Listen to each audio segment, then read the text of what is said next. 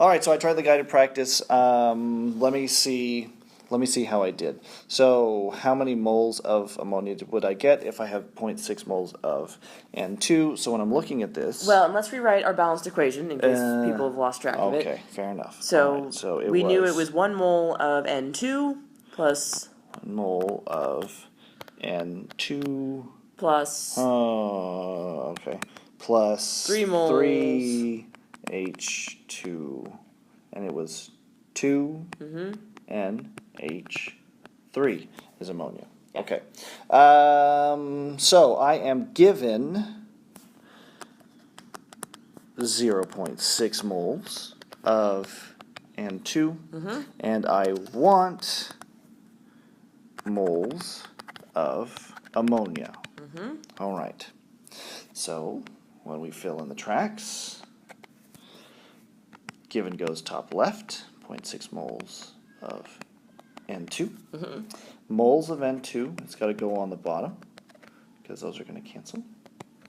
And what I want goes up on top. I've got moles of NH3. And how do we know those moles?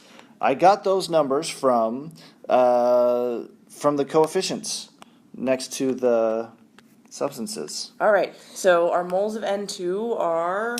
Let's see, there's a 1 next to the N2, and there is a 2 next to the NH3. Right, so we just pull our, if we're trying to get between two substances, we just pull our coefficients from the balanced equation. Now we do our math because we're in moles of ammonia, which is what we wanted. All right, so 0.6 times 2 is 1.2 moles of NH3. So if I start with 0.6 moles of N2, I should be able to get 1.2 moles of ammonia. All righty. Okay, so let's take a look at this next one. How many moles of aluminum are needed to make Al2O3? All right, so this one we gave you unbalanced. So you just had that Al All right, so plus O2 O2 gives us Al2O3. Al2O3. And remember, we got those 2's and 3's by crossing our charges. Yes. All right. So let's see. I went, all right, so I went like this to make sure that those were balanced, and then I went like this, and then I went like this. Except... But that changed my aluminums to this. There we go. And so now we are balanced. Again, if you still aren't quite comfortable with balancing equations, talk to your teacher. Let's try and get that sorted out. All right. I am given... You were given on your paper, but apparently we missed it in our slide, 2.3 moles of aluminum oxide. What are you talking about? It's right there. 2.3 moles of... That's the nitrogen. Aluminum oxide. All right, and we want to know... What about aluminum? Yeah, we've got to make sure we say what of aluminum we want, because it's not always going to be moles. Okay. So, railroad tracks. Given 2.3 moles of Al2O3. That goes here on the bottom as well. So want it to cancel out. Al2O3. And we're trying to get to moles of aluminum. And where do we find those moles? We find those moles here in the equation with the coefficients.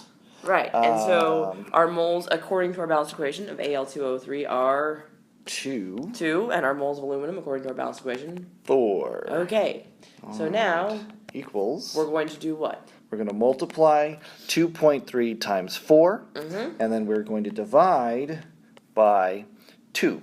Okay. And we get 4.6. I'm going to write it in red.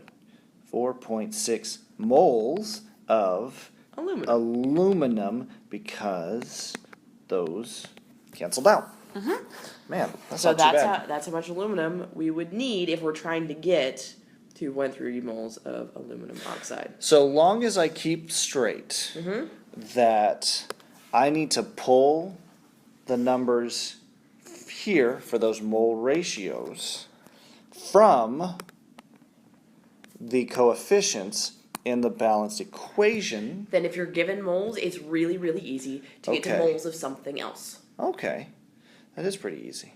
But I suppose we'll have to be doing some more balancing. We'll do huh? some more balancing and some more complicated things here in a bit, but try some of these for now. You know what? I like balancing, so I think that's okay. Yeah. Alrighty. And that was